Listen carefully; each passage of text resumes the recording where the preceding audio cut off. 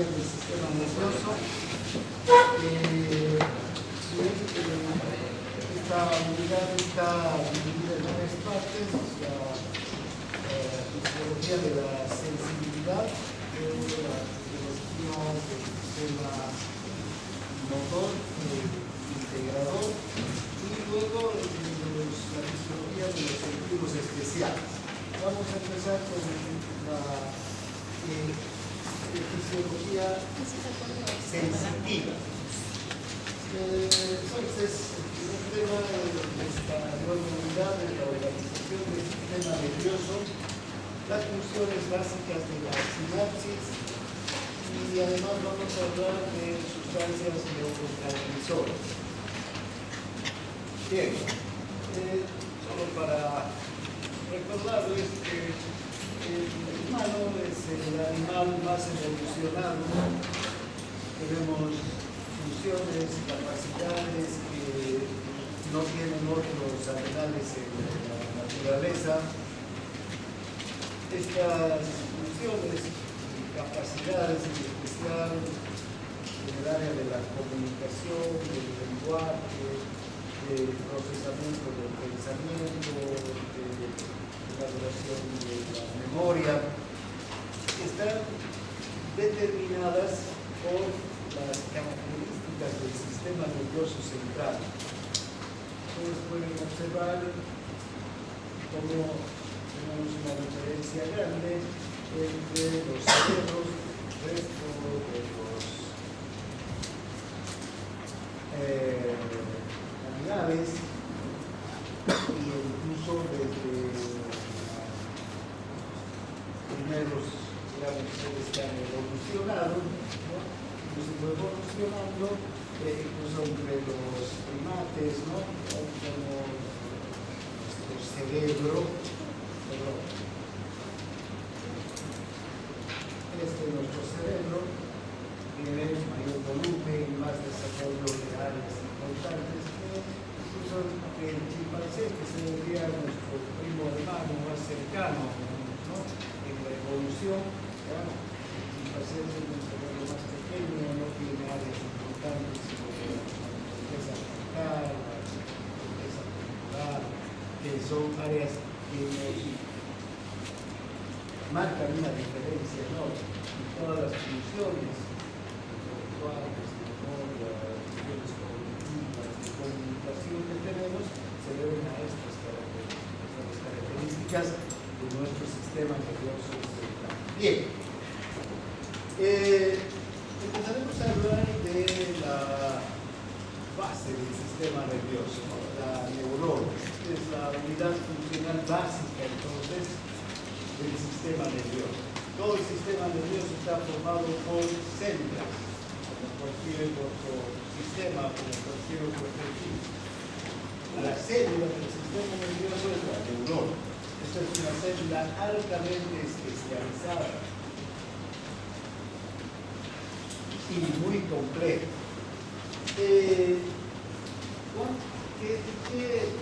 ¿Cuáles son los componentes, las partes componentes de una neurona? En primer lugar está el soma, que debería ser el cuerpo principal de la neurona. Entonces, el soma, soma, quiere decir cuerpo, lo que da es esta parte que está aquí, que pueden ustedes observar en el centro, y en el medio del soma está el núcleo. Desde luego en el soma está el citoplasma, los organismos citoplasmáticos, todas las estructuras que componen la célula. Además, podemos observar una prolongación larga, ¿no?, que se extiende desde el soma hasta la periferia. Este es el axón. Este axón comunica a la neurona con un medio periférico, comunica con otra neurona, o incluso con una estructura como un músculo o una glándula. El soma entonces lleva el impulso nervioso desde la neurona hasta otra neurona, hasta un músculo, hasta una glándula. Por este soma, la neurona es capaz de transmitir un potencial de acción, ya sea una información sensitiva o motora, hacia otra neurona o hacia alguna otra célula. Además, la neurona está constituida por unas prolongaciones que se conocen con el nombre de dendritas. Y si ustedes observan, estas dendritas son prolongaciones ramificadas del propio soma. Diríamos que la dendrita debe ser parte del soma, una prolongación del soma, del cuerpo. ¿Para qué le sirve la dendrita a la neurona? Para recibir comunicaciones de otras neuronas. Si esta dendrita o si esta neurona solamente tendría el soma, el cuerpo, pues la superficie de comunicación donde otras neuronas envían sus axones sería muy pequeña. ¿Sí? Entonces hay una cantidad limitada de neuronas que podrían establecer conexiones con esto. Pero gracias a las dendritas, que son prolongaciones del soma, entonces pueden haber miles de neuronas que se comunican con esta neurona a través del soma, ¿no? Entonces, una neurona puede comunicarse o puede recibir información de entre 10.000 hasta 200.000 neuronas diferentes, que con sus axones van a establecer conexión con esta neurona, ¿no? A través del árbol dendrítico, a través de las dendritas. Entonces, esa es la característica general de la neurona.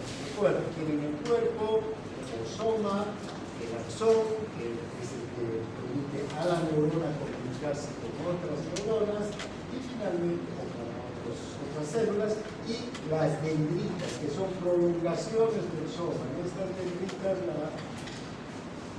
la neurona recibe información. Esto es una microfotografía, podemos observar varias neuronas que están interconectadas entre sí. Estas son las dendritas de las neuronas. También pueden ser axones de otras neuronas que están llegando para conectarse con cada una de estas neuronas. Somas que nos vemos muy claramente en esta. Bien, ahora, el sistema nervioso podríamos dividirlo en tres porciones importantes. Hay una porción sensitiva del sistema nervioso.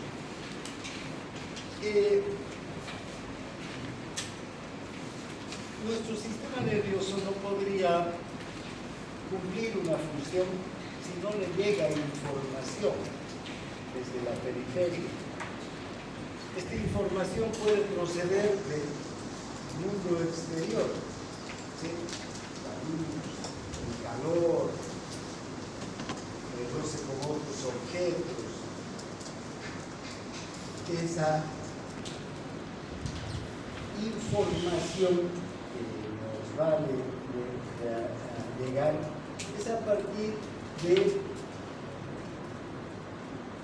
la estimulación o la excitación de receptores sensitivos que tenemos distribuidos por todo el cuerpo.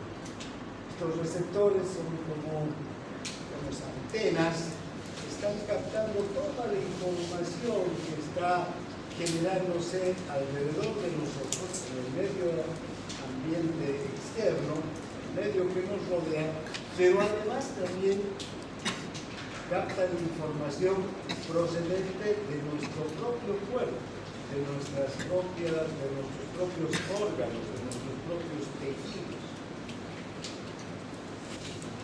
Esta información, entonces, que es captada por el receptor, tiene que ser enviada hacia el encéfalo, la estructura superior o hasta la médula espinal finalmente, y ver esta información va a llegar a estructuras del sistema nervioso y va a desencadenar una reacción inmediata.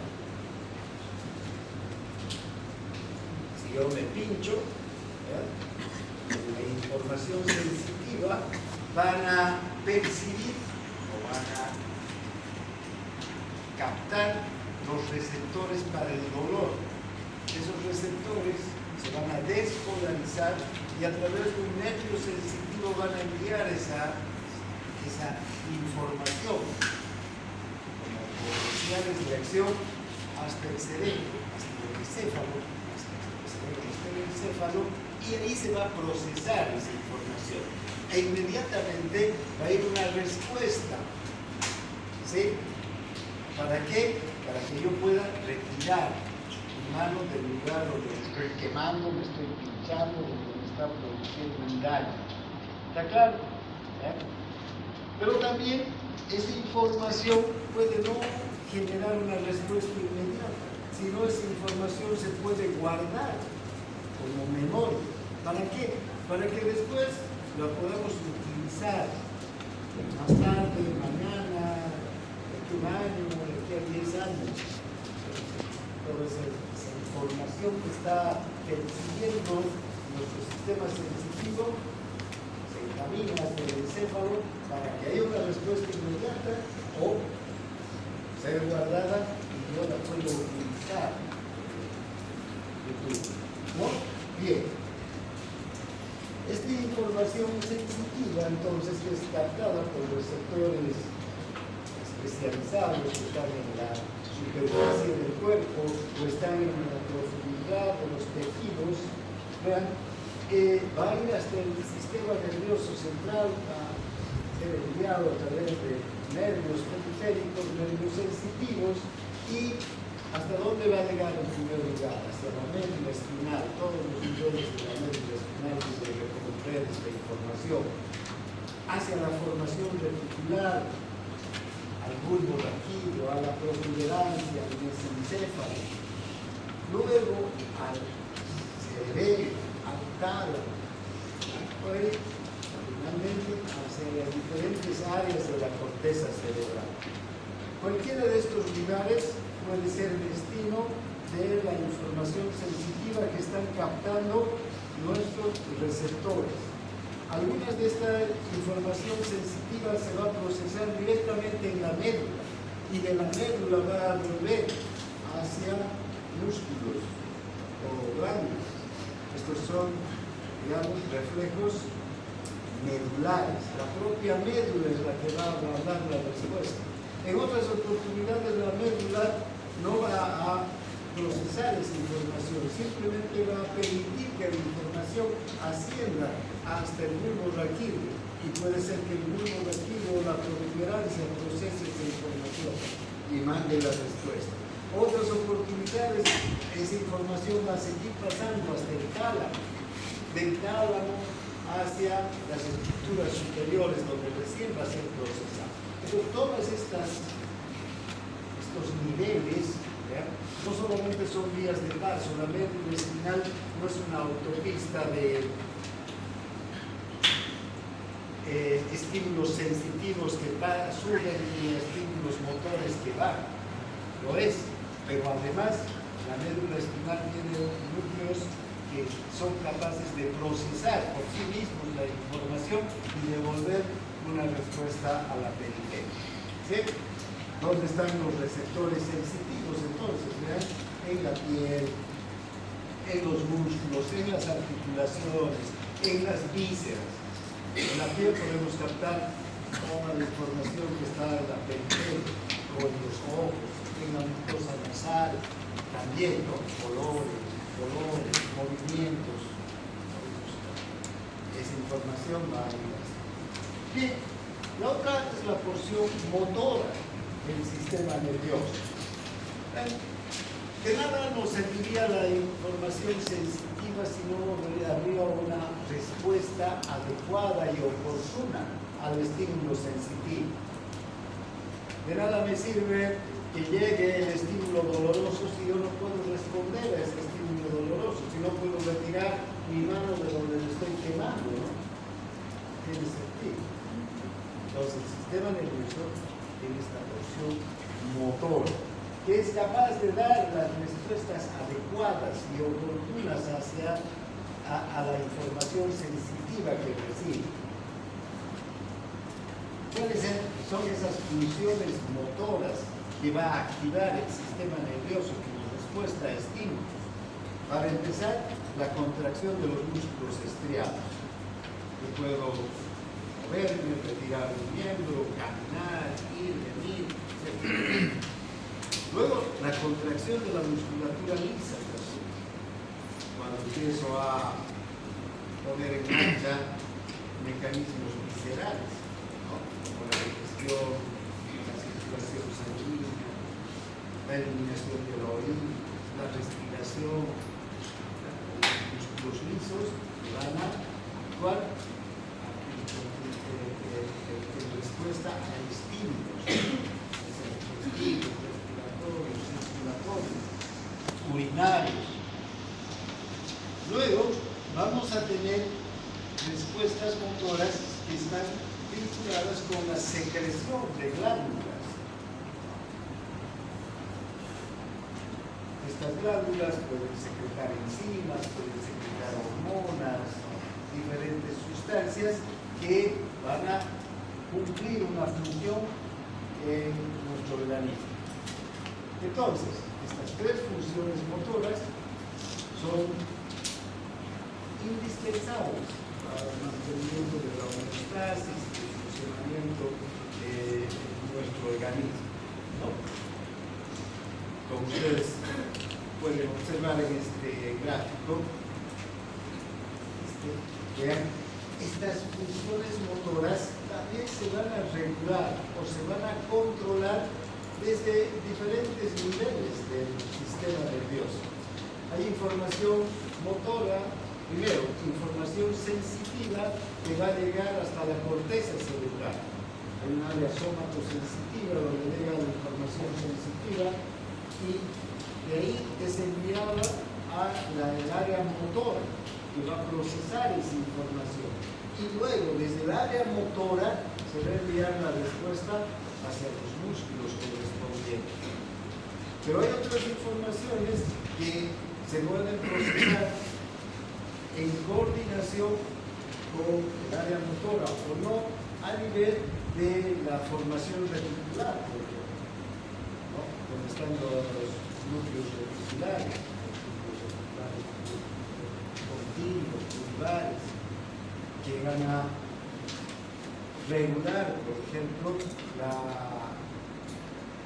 contracción de los músculos antigravitatorios para mantenerlos erguidos, los echemos o los apartemos. O el bulbo raquídeo, la protuberancia, que también tiene funciones viscerales muy importantes en respuesta a estímulos. Los ganglios basales, que son estructuras, no solo ustedes los han estudiado como núcleos basales, ganglios basales, ¿no? El caudal, el titano. Estos ganglios basales van a tener una acción importante en la coordinación de la función motora, porque la función motora es una función tan delicada que tiene que tener el músculo un movimiento preciso, tiene que tener una dirección, una fuerza, un tiempo tan preciso en ejecutarse que si solamente fuera una respuesta en un arco reflejo, no podríamos hacer movimientos delicados, finos, ¿no? Como de saltar un hilo de una alta, por ejemplo, ¿no? Entonces, estos ganglios basales juegan una función importante. O el cerebelo también. Si no tendríamos cerebelo, podríamos realizar todos los movimientos que realizamos, absolutamente todos, pero todos serían descoordinados, desorganizado. Hay lo que se llama la marcha cerebelosa, cuando el cerebelo no funciona. ¿Cómo es la marcha cerebelosa? Como la de una persona que está totalmente ebria, no puede caminar, un brazo por aquí, otro por allá, un pie. Puede realizar los movimientos, pero no los movimientos precisos, secuenciales, que requiere nuestro organismo para cumplir sus funciones. El cerebelo entonces también es una parte importante de la coordinación motora. El cerebro coordina con la médula, con el tronco del encéfalo, con el cerebro, para que se cumplan las funciones motoras. Y finalmente está la corteza motora, donde está el área motora primaria, el área motora secundaria, donde se inician los movimientos, en especial los movimientos de los músculos. Entonces, ¿hacia dónde van a ir? Hacia todas estas respuestas que empiezan en estos órganos, o empiezan en la corteza cerebral y luego se coordinan con estos otros órganos, van a llegar a través de la motoneurona, saliendo de la médula espinal, hacia el músculo estriado. O también a través de nervios autónomos, hacia músculos lisos que están distribuidos por todas las vísceras. O hacia glándulas que están distribuidas por todas las vísceras. Bien, entonces, esa es la otra función. Y luego está el procesamiento de la información. Esta es una función importante que tiene una función integradora del sistema nervioso. Si solamente tendríamos una neurona sensitiva y una neurona motora, seríamos tan elementales como una lombriz, ¿no? Pero nuestro cerebro, los neurones, son capaces de elaborar la información que llega para dar respuestas motoras y mentales adecuadas. No solamente damos respuestas motoras a un estímulo, sino también respuestas mentales. Elaboramos la información para dar una respuesta motora adecuada. Nosotros recibimos en cada instante millones de estímulos sensitivos. Todos nuestros receptores sensitivos están en este momento funcionando, no están durmiendo, están funcionando. Pero el sistema nervioso es capaz de filtrar esa información sensitiva y solamente utilizar la información oportuna, adecuada al momento.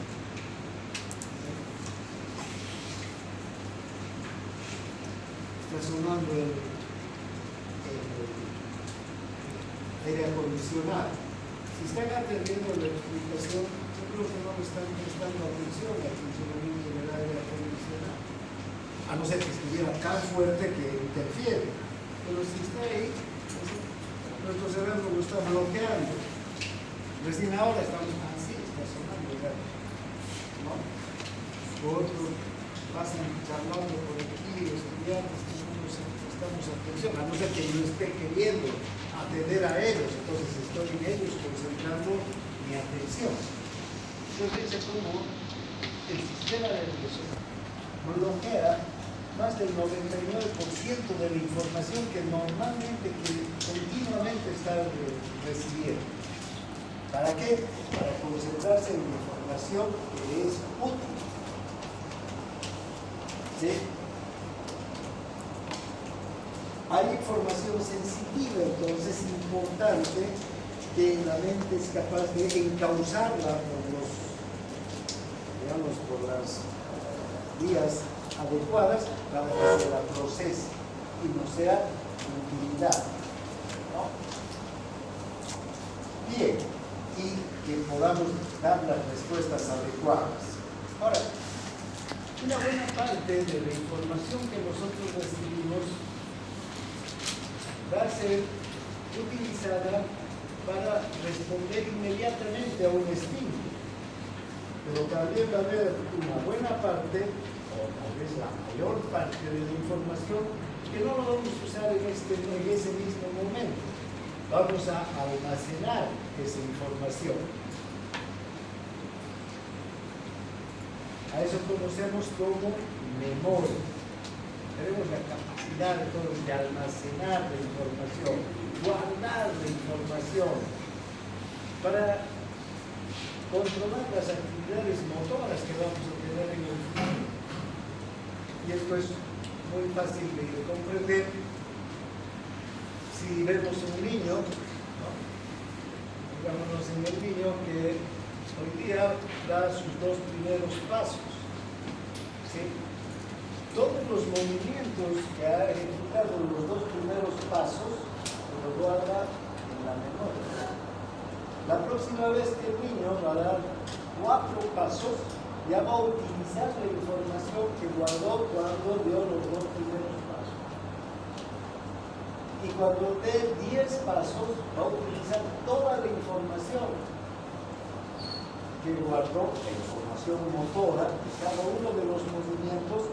¿Para qué? Para hacer mejor el movimiento siguiente. Entonces cada vez va a empezar a caminar mejor. Primero el niño va a venir caminando y no va a saber que tiene que levantar un pie aquí para subir la grada, o una grada pequeña. ¿Sí? Va a tropezar. La próxima vez ya va a saber que tiene que levantar el pie.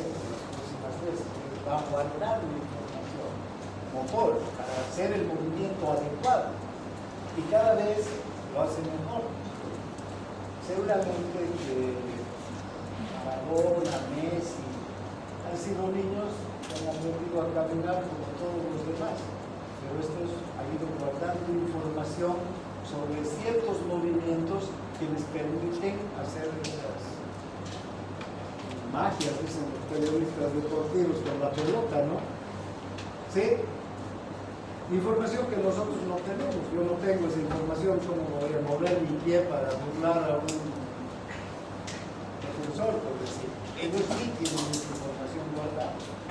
Un cirujano tiene la información de cómo manejar el escalpelo, el bisturí adecuadamente. Messi seguramente no tendrá. Ya, si le ponen con un bisturí a Messi en una mesa de operaciones, se convertirá en el hombre más torpe. ¿Sí? Después de verlo haciendo esas figuras, digamos, con la pelota, le dan un bisturí, capaz que hasta un lapicero, para él sea más difícil de manejar. ¿No? ¿Por qué? Porque no ha desarrollado esa capacidad motora. Y eso, cuando desarrollamos esa capacidad motora, cada movimiento, cada nuevo cada nuevo movimiento que hacemos lo guardamos en la memoria para después recuperarlo y hacer lo mismo y mejorarlo después. ¿Ves? Entonces la corteza es el lugar de mayor almacenamiento, la corteza cerebral. Tenemos un área grande para la información motora, pero tenemos también para la información visual, para la información auditiva, para el pensamiento, donde guardamos nuestros pensamientos, elaboramos nuestros pensamientos y los guardamos, y recuperamos la información cada vez que queremos utilizar. Ahora, lo que se ha visto es que la memoria es básicamente una función de la sinapsis nerviosa, las características de la sinapsis, es decir, de la transmisión de neurona a neurona. Enseguida vamos a ver qué es una sinapsis. Esta función, sinapsis, ayuda a que las neuronas que guardan la información estén en un estado de facilitación. ¿Qué quiere decir de facilitación? que tienen la información adecuada para una situación y que cuando necesitamos de esa información, inmediatamente la neurona se despolariza para mandar la información necesaria, el estímulo necesario para que se produzca una respuesta adecuada al estímulo. Si no hemos tenido una experiencia previa, no hay facilitación de la neurona. Si ustedes no conocen el término facilitación, difícilmente van a poder decir qué es una facilitación. Tienen que tener esa información previa, tienen que comprender lo que es la facilitación, guardar en su cerebro y después, en cualquier momento pueden explicar perfectamente qué es la facilitación. ¿Por qué? Porque sus neuronas que han guardado esa información ya están, ¿qué cosa? Facilitadas, porque tienen la información. A veces recibimos la información, pero esa información no se graba en la neurona. ¿Sí? Entonces la neurona no está facilitada. Si vuelve a ver el estímulo, como no está facilitada, no hay la respuesta adecuada. Entonces, esta función, la facilitación, de la sinapsis, es necesaria para que las neuronas puedan utilizar la información y dar una respuesta adecuada. Todas las señales sensitivas van a atravesar una secuencia de sinapsis, una neurona tras otra, ¿no?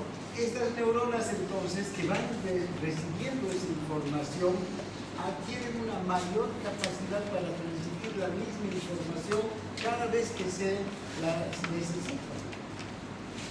Si no están facilitadas, nunca van a poder transmitir una información determinada.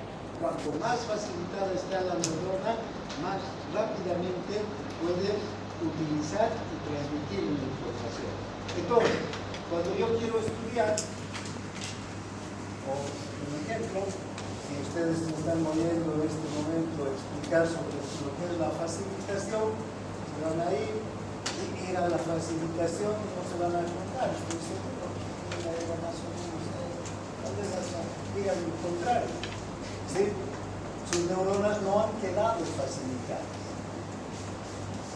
Pero si van y leen, hoy día leen, mañana hacen un esquema, esta es la facilitación, ya tengo clara la figura. ¿Qué dice, no? Cuanto más veces se utiliza esa información, más facilitadas van a quedar las neuronas para poder rescatar la información. ¿Sí? Entonces, también lo que se conoce como huellas de memoria. Cuando hablamos de memoria vamos a hablar cómo se va construyendo la memoria a corto plazo, la memoria a mediano plazo y la memoria a largo plazo. Y al parecer esas memorias son funciones de las sinapsis, como las sinapsis nerviosas van cambiando cada vez que guardamos una información. Entonces, cuando ya estos nuestros recuerdos son guardados, pasan a formar parte de los procesos del pensamiento. Usamos información para estructurar nuestros pensamientos, para utilizarlos en el futuro. Bien, entonces, ahora, ¿cuáles son los niveles de función del sistema nervioso central? Nosotros tenemos tres niveles de función del sistema nervioso: el nivel medular, el nivel encefálico inferior y el llamado subcortical y el nivel cortical superior.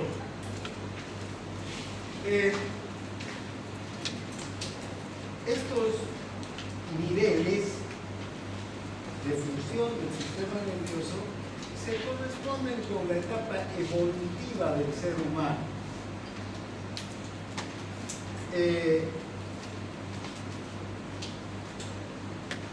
Tanto en la evolución óvulo fecundado, ¿sí? hasta la evolución como especie, ¿no? Entonces vean, las primeras estructuras que se van formando a partir del surco neural, voy a pasar a explicar mejor lo que acaban de aprobar en biología, espero que todos sepan, ¿no? Las estructuras dicen con quién se corresponden, con las características de la médula espinal, ¿no? Primero que se va formando la médula, luego el tronco del cerebro, luego ya aparece el cerebro, la formación ya de los órganos, de los sistemas. Lo mismo cuando los primeros animales que eran reptiles, ¿no? Que apenas tenían lombrices, gusanos, que apenas tenían movimientos básicos del reptado, no tenían un cerebro desarrollado, ni mucho menos. Básicamente neuronas que les permitían recibir estímulos sensitivos y dar respuestas motoras para moverse. Pero eso ha ido evolucionando hasta que volveremos a nuestra primera diapositiva. Hemos desarrollado esta estructura, ¿no? Más elementales, cerebro, más de esta estructura tan perfecta que es ahora. Seguramente será también sujeta de perfección, ¿no? Es que si el libro no se acaba, haya una próxima especie que tenga otras funciones que nosotros no tenemos. Sabemos cómo va a evolucionar y dónde se haga. Si se evoluciona, no es de un día para otro. Bien, entonces, vayamos viendo las características de cada nivel del sistema nervioso humano, el sistema nervioso que ya está, digamos, desarrollado cada uno de nosotros. En primer lugar, el nivel medular.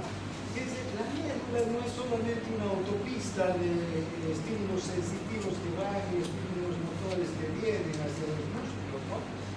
Estímulos sensitivos que desde la periferia van hacia el sistema nervioso central y motores que vuelven hacia la periferia. No es solo eso, es asiento de numerosas funciones. Por ejemplo, los movimientos de la marcha están controlados por la médula. ¿Cuáles son los movimientos de la marcha? La capacidad que tenemos de dar un pie primero, el otro y así, ¿no? Caminando. Y además, si ustedes han podido observar nuestro movimiento de la marcha, cuando caminamos, llevamos el pie izquierdo adelante y el brazo derecho adelante. Cuando llevamos la pierna derecha, el brazo izquierdo, estamos marchando, ¿no? Este movimiento de la marcha no está presente solo en los humanos, sino en todos los animales que caminan. Los movimientos de las patas, el perro, el gato. ¿Sí? Entonces tenemos el movimiento de la marcha que es propio de la médula. Podría haber antes una lesión, un corte entre la médula y el bulbo raquídeo, ¿sí? Que ya no haya comunicación. Pero podríamos seguir manteniendo los movimientos de la marcha. Obviamente, estos movimientos ya no podríamos caminar, pero a partir de estímulos, reflejos, los reflejos se mantienen, esas respuestas motoras de estímulos sensitivos. No podríamos caminar, ir de un lado a otro, pero cuando se estimula un músculo, este es capaz de producir una respuesta, reflejos, entonces se van a mantener. Reflejos para retirar una parte del organismo de los objetos dolorosos también. Estos deben ser los primeros estímulos que ha sido capaz de responder un animal de la evolución más prehistórica, ¿no? Al dolor, retirarse de donde hay un daño que le está produciendo el estímulo.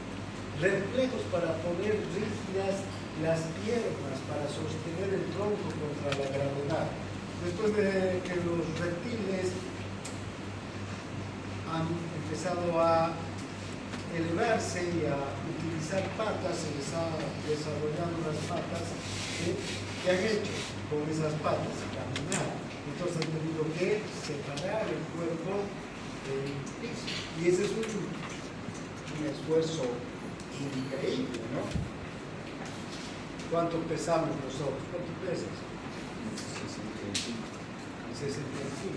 ¿Puedes vos levantar así? 65 kilos. Más de un quintal, ¿no? Pero tus piernas son capaces de hacer. Te levantan fácilmente. O sea, ¿contra qué están luchando las piernas? Contra la fuerza de la gravedad que atrae. Cuanto mayor es el peso, pues la presión, ¿verdad? No, vamos a caer al piso, ¿no? ¿Verdad? Cae. Es la fuerza de la gravedad. Entonces, estos reflejos los mantenemos a nivel medular. La médula es la que determina que podamos separarnos del suelo.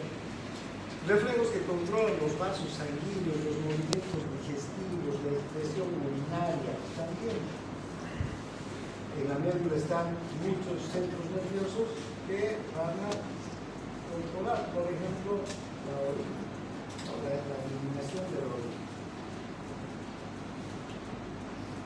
o la defecación. En el nivel encefálico inferior o subcortical, ¿a qué nos estamos refiriendo con nivel encefálico inferior o subcortical? Porque está por debajo de la corteza cerebral, el bulbo, la protuberancia, el mesencéfalo, ¿no? El cerebelo. Aquí tenemos varias funciones. En el bulbo raquídeo están los centros de la alimentación para la masticación, el centro cardiocirculatorio, el centro respiratorio, ¿no?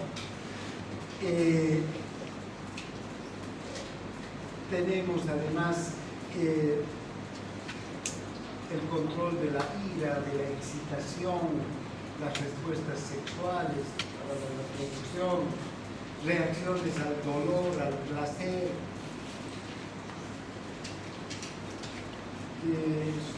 Todas estas funciones son, digamos, inconscientes, no están gobernadas por la corteza cerebral. Estas estructuras del tronco del encéfalo son capaces de controlar perfectamente todas estas respuestas. Incluso si la corteza cerebral está destruida, podemos seguir con estas funciones. Entonces, ¿qué le queda a la corteza a nivel encefálico superior o cortical? Es el almacén de recuerdos. Hasta ahí llega entonces la información sensitiva. ¿Para qué llega? Para procesar, para guardarla como memoria y para poder utilizarla de acuerdo a las necesidades que tengamos. Entonces, la corteza, al guardar esta información, luego, para dar respuesta a un estímulo adecuado, va a coordinar con todos los centros inferiores. Vamos a ver, por ejemplo, que muy pocas células, pocas neuronas, salen de la corteza y directamente van a llegar a la médula. Básicamente, el fascículo piramidal es el único que hace eso. Después, el resto de las neuronas o se comunica entre las neuronas de la corteza o se comunica con los núcleos del tálamo o se comunica con los del cerebelo o con los ganglios basales, ¿sí? O con los núcleos del tronco del encéfalo. ¿Para qué? Para coordinar las funciones. Debes de conocerlo. todos los fascículos que salen desde la corteza cerebral. A ver, nombrame dos fascículos que salen de la corteza cerebral.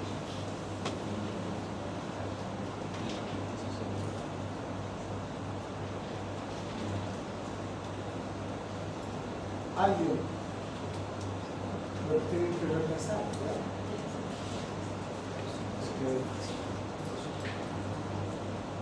¿Cuál será el fascículo córtico rúbrico?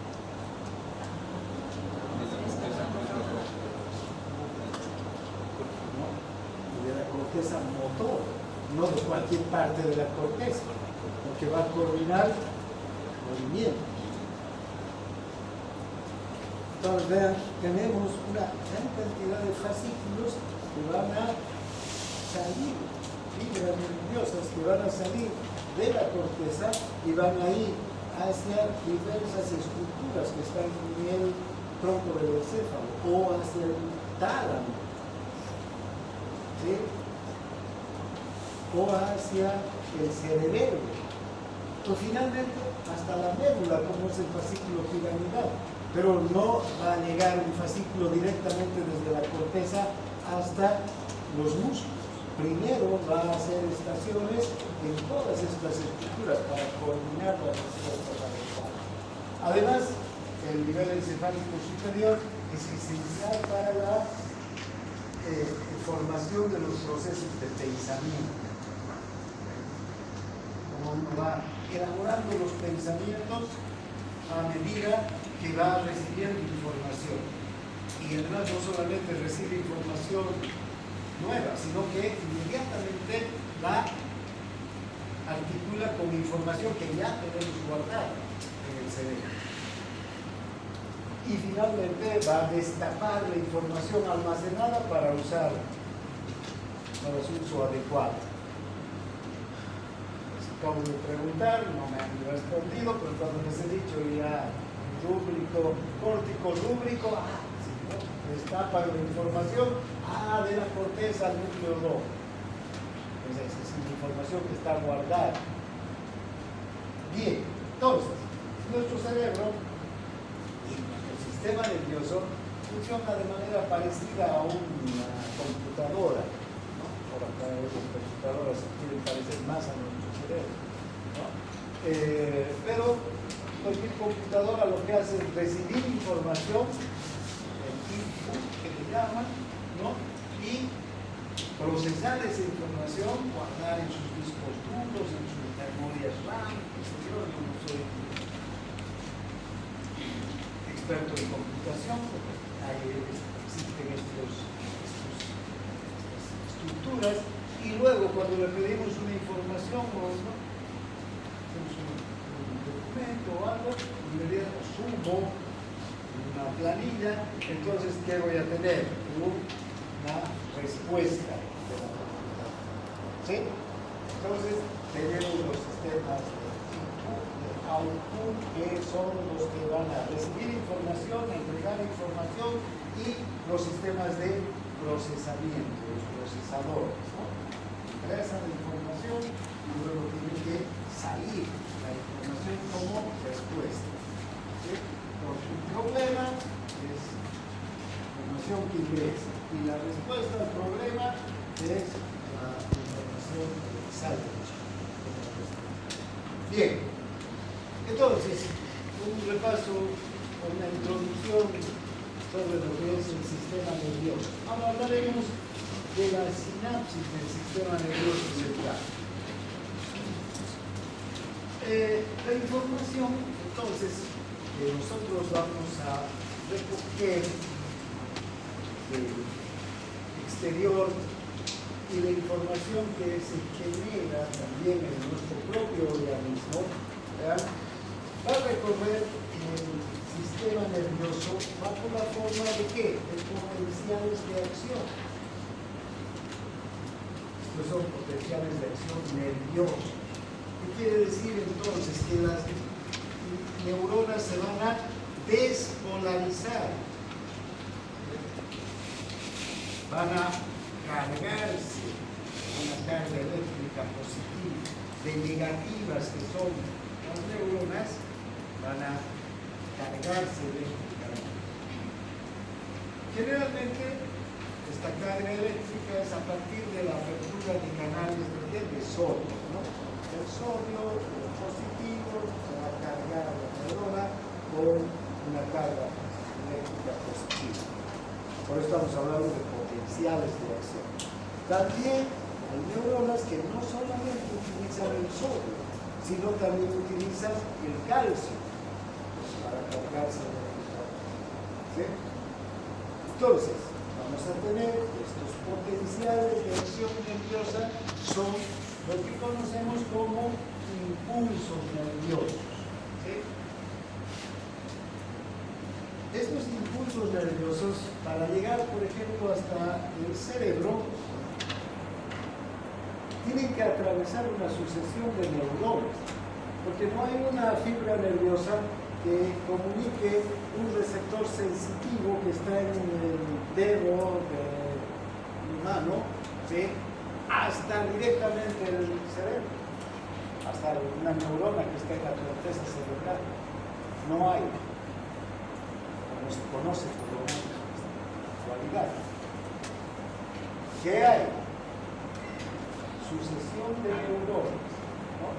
Normalmente, fíjense, hay unas fibras nerviosas sensitivas que llevan el impulso que recogen los receptores periféricos o receptores sensitivos. Estos receptores recogen el estímulo, lo traspasan en forma de potencial de acción a la fibra nerviosa. Esta fibra nerviosa lleva el impulso con los potenciales de acción hasta el asta posterior de la neurona. Ahí va a traspasar el estímulo a otra neurona. Esa neurona que está en el asta posterior va a recibir el estímulo y luego va a conducir el estímulo. Puede llegar al bulbo raquídeo, a los núcleos de Gloy, de Burda, chinos, ¿verdad? Ahí, así, también se llama núcleo uniforme, así. Luego desde ahí a otra neurona, por la cinta de Rey, hasta el tálamo. Algunos impulsos se van a quedar en el tálamo, otros desde el tálamo van a pasar hacia la corteza, o desde el tálamo van a ir a otras estructuras para coordinar el impulso. Lo mismo desde la corteza cerebral. Digamos, el camino inverso, ¿no?, para una respuesta motora. Entonces, vamos atravesando una sucesión de neuronas, esto es decir, una después de otra. Ahora, el punto en el que se une una neurona con otra lo vamos a conocer como sinapsis nerviosa. ¿Sí? Si yo tengo aquí una neurona, esta es la neurona, este es el soma, este es el axón, aquí tengo el axón terminal, y aquí se genera un potencial de acción. Este potencial de acción se transmite por el soma hasta el axón terminal, por el axón hasta el punto terminal del axón. Aquí este es el botón sináptico, también se llama, el punto del axón terminal. Este potencial de acción tiene que ser transmitido a otra neurona, ¿sí?, a esta neurona. Y esta neurona, a su vez, podría traspasar el potencial de acción a otra neurona, ¿no? Luego, también de la misma manera. Entonces, fíjense, aquí estamos viendo que hay una sucesión de neuronas. Entonces, el potencial de acción, el estímulo nervioso, tiene que atravesar una sucesión de neuronas. Ahora, el punto en el que se une una neurona con otra se conoce como sinapsis nerviosa. ¿Sí? Este es un punto clave para la función neuronal. Vean, los impulsos nerviosos, además, no solamente son capaces de pasar de una neurona a otra, de hecho lo hacen, ¿no? Eso es lo principal, pero además un impulso nervioso puede quedar bloqueado aquí, está viniendo el impulso nervioso y de aquí ya no pasar a esta otra, quedar bloqueado, quedarse aquí nomás el impulso, hasta aquí llega el impulso nervioso, ya no pasa a esta otra. Es más, a esta otra neurona, este mismo impulso nervioso que está llegando en forma de potencial de acción la puede volver más negativa todavía, la puede hiperpolarizar. ¿Sí? Este impulso también se puede convertir en una cadena repetitiva. Hay impulsos que llegan a pasan a esta neurona y esta neurona vuelve el impulso con un axón a esta otra, la vuelve a excitar y se reexcitan las neuronas. Vamos a ver, a partir de un solo impulso de una cadena repetitiva. ¿Sí? Son circuitos reverberantes los que tienen esa característica. O además, ese impulso que ha nacido de esta neurona y que ha sido transmitida a esta, puede sumarse a otro de otra neurona que está llegando por aquí y a otro de otra neurona que vamos a hacer acción terminal que está llegando por aquí. Entonces todos estos impulsos que están llegando al mismo tiempo a la neurona la pueden despolarizar o también la pueden hiperpolarizar. Todo va a depender del impulso del transmisor. Utilice.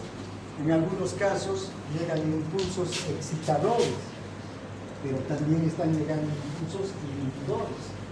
Entonces, estos hacen que suba el voltaje, que se despolarice, pero con este impulso inhibidor, si aquí hay un impulso inhibidor, este voltaje inmediatamente puede bajar o hiperpolarizarse. ¿No? Entonces, la neurona es bastante compleja.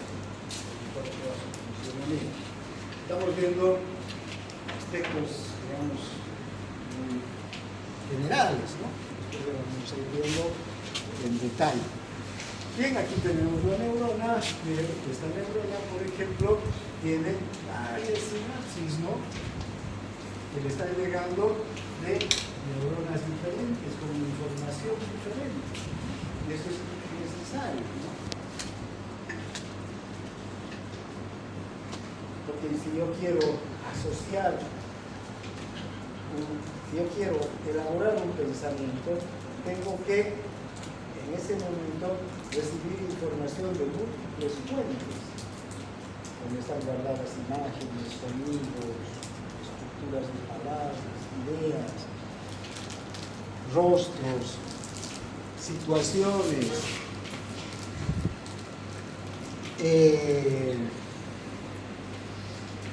información abstracta como los números, no solamente un tipo de información que utilizo para elaborar un pensamiento o para dar una respuesta adecuada a una situación. Recibir información de múltiples fuentes, esa es la capacidad que tiene la neurona, entonces gracias a estas estructuras que tiene. Bien, ahora, ¿cómo es la sinapsis? Hay dos tipos de sinapsis. Hay una sinapsis química en la que la primera neurona, digamos, esta neurona, para transmitir este potencial de acción, primero tiene que liberar una sustancia química que está aquí en el axón terminal. Esta sustancia química es capaz de transmitir el impulso eléctrico. Fíjense cómo es la naturaleza, ¿no? Un impulso eléctrico se va a convertir en un proceso bioquímico y luego ese proceso bioquímico nuevamente va a generar un impulso eléctrico. ¿Sí? Bueno, las neuronas que son capaces de transmitir el impulso eléctrico, el impulso nervioso a través de la liberación de una sustancia química que se llama neurotransmisor, porque es una sustancia que produce la neurona para transmitir el impulso eléctrico, este neurotransmisor entonces es el que va a desarrollar todo. Pero estas sinapsis son las sinapsis químicas, ¿no? En el caso de este tipo de neuronas que liberan sustancias químicas llamadas neurotransmisores. Estos neurotransmisores pueden ser capaces de producir la excitación de una neurona. Pueden ser capaces de producir la inhibición de la neurona o modificar su sensibilidad. Pueden tal vez no excitarla, pero sí facilitarla, es decir, hacer estar lista para que la neurona se pueda excitar de un momento a otro. O hiperpolarizar también. ¿Sí? En el caso de la sinapsis eléctrica se caracteriza porque hay unos canales que están en las células y estos canales están, digamos, abiertos y comunican una célula con otra. Estas comunicaciones que hay entre células con otras directas, ¿sí?, permiten entonces que los iones atraviesen, ¿sí?, ¿verdad?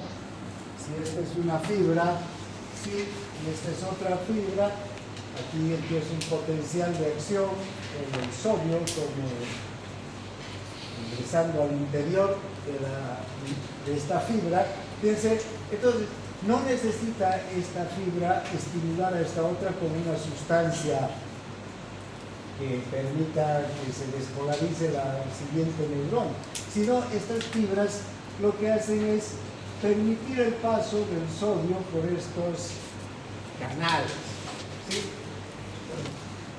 La transmisión de la electricidad se conduce, digamos, a través de estos canales. Estas son las llamadas uniones en hendidura, que hemos hablado el otro día en el músculo liso, ¿no?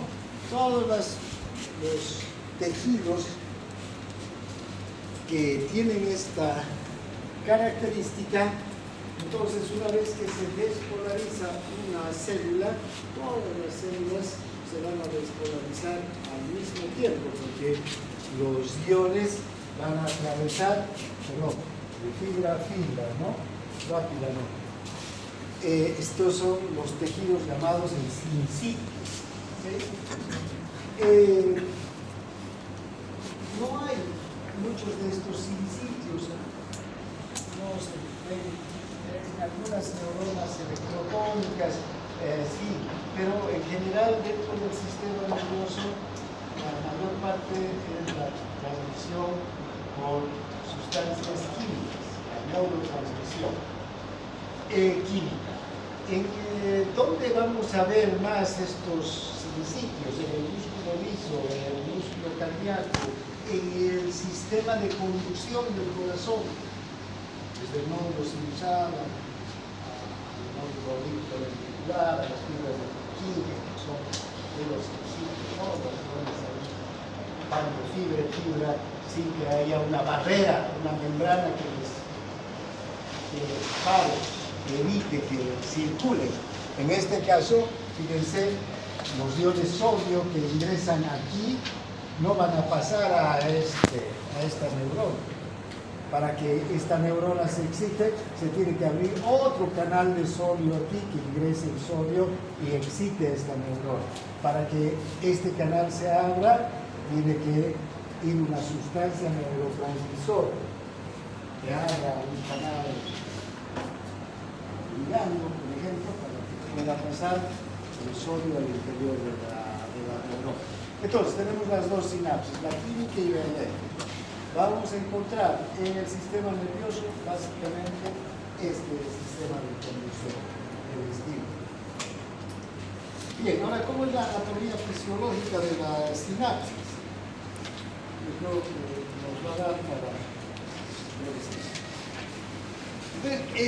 Entonces, esta sucesión de neuronas, este punto de unión entre una neurona y otra, está conformado por el axón de una neurona y el soma, la membrana de la neurona siguiente. Puede ser la membrana que esté directamente sobre el soma o también puede ser la membrana que está en las dendritas. Entonces, estos verdes que vemos aquí no son flagelos, son axones terminales de otras neuronas. Cada uno de estas fibras verdes son axones que están llegando de neuronas neuronas vecinas, neuronas que están muy alejadas, que están en el otro hemisferio, esta es una neurona del hemisferio derecho, este puede ser un axón que está viniendo del hemisferio izquierdo. Entonces, ¿cuántas sinapsis puede aceptar esta neurona? Hasta 200.000 aproximadamente, es decir, unas 200.000 neuronas que se conectan a través de una sinapsis, ¿no? Bien, entonces, repasaremos. Tenemos el soma, donde está compuesta por su membrana, su núcleo, sus organitos, sus vesículas, etc., ¿no? Donde se van a unir otras neuronas. Tenemos las dendritas, que son prolongaciones del soma, donde también se pueden unir otras neuronas. Igual, el estímulo que llegue aquí puede ser igual que el estímulo que llegue aquí, ¿no? Y finalmente está el axón. Entonces, ¿cuál es la dirección del estímulo? A estas neuronas está llegando el potencial de acción por aquí, ¿no? Así, hasta aquí. Y esta neurona va a comunicarse con esta otra a través de su axón. La neurona se va a despolarizar y el axón va a dar el estímulo a una nueva neurona. Bien, el punto de unión entonces entre una neurona y otra es la sinapsis. Fíjense cómo está conformada la sinapsis. Primero tenemos al axón y al soma. Si separamos el punto de unión entre el axón y el soma, vamos a tener dos estructuras, ¿no? La parte terminal del axón, que también se llama botón terminal, pie terminal, botón sináptico, tiene varios nombres, pero vamos a, para tener una mejor denominación, podríamos llamarlo axón presináptico o terminal presináptico, si quieren. ¿Por qué presináptico? Porque está antes de la sinapsis, ¿no? Bien, entonces este terminal presináptico es la parte final del axón. Fíjense, entre el terminal presináptico y la neurona postsináptica, esta sería la neurona que está después de la sinapsis, hay este espacio, ¿no? Que es la hendidura sináptica, que va a circular por ahí líquido extracelular, ¿sí? Con todas sus características. ¿Cuánto mide este espacio sináptico o hendidura sináptica? Entre 200 y 300 angstroms, donde está circulando el líquido, un canal, ¿no? Mar y un canal entre estos dos. Bien, ahora, el terminal presináptico podemos observar que tiene muchas vesículas. Estas vesículas tienen el neurotransmisor, la sustancia química que va a transmitir el impulso. Podrá ser acetilcolina, otras van a tener noradrenalina, otras tendrán adrenalina, otras tendrán dopamina, depende de la neurona, ¿sí? Van a tener su neurotransmisor. Ese neurotransmisor se va a liberar hacia la hendidura sináptica y se va a dirigir hacia la neurona postsináptica.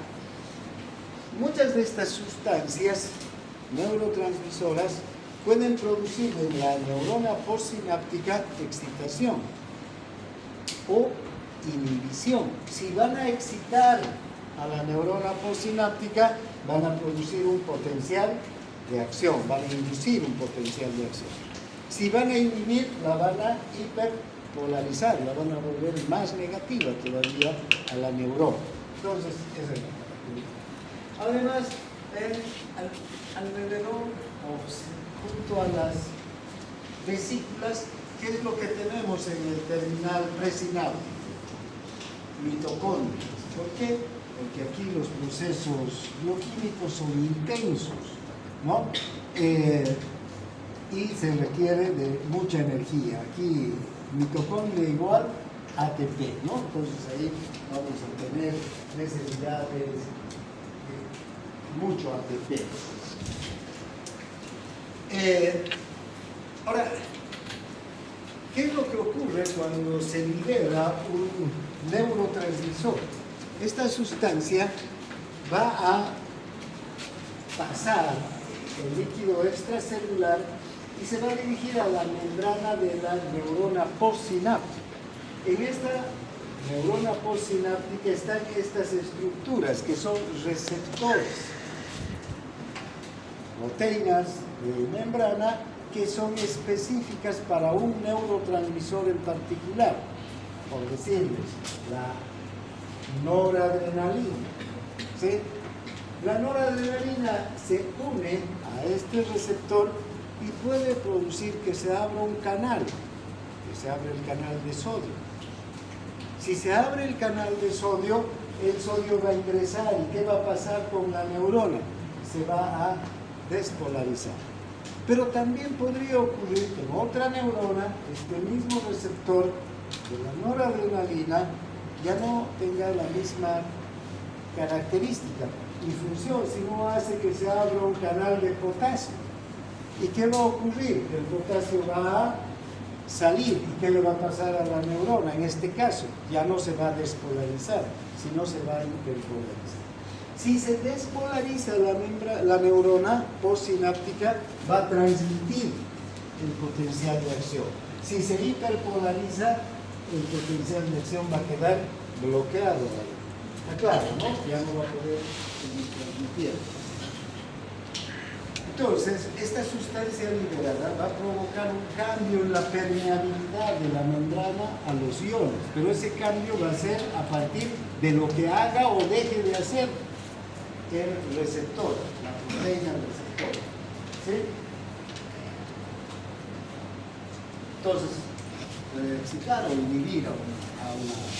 Luego, ahora, si observamos también, aunque aquí no vamos a ver, no están, pero los vamos a dibujar, ¿cómo se libera la sustancia neurotransmisora? Esta sustancia neurotransmisora que está en vesículas aquí, se va a liberar a partir de un potencial de acción. Ese potencial de acción significa que se han abierto canales de sodio, el sodio ha entrado a despolarizado el terminal presináptico. Este voltaje generado, este voltaje positivo que genera el potencial de acción, abre unos canales que se abren por voltaje. Esos canales son canales para el ion calcio. El calcio entonces ingresa y, como hemos visto en otras funciones parecidas, el calcio lo que hace es facilitar que estas vesículas se aproximen a la membrana, se unan a la membrana, se fundan con la membrana y se produzca la exocitosis. La liberación de quién? Del neurotransmisor hacia la hendidura sináptica. Así como funcionan vesículas. ¿Está bien? Sin calcio, entonces, no hay liberación de la sustancia neurotransmisora. Y para que el calcio ingrese, tienen que abrirse los canales de calcio. Y solo se abren si hay un estímulo, ¿no? Voltaje alto.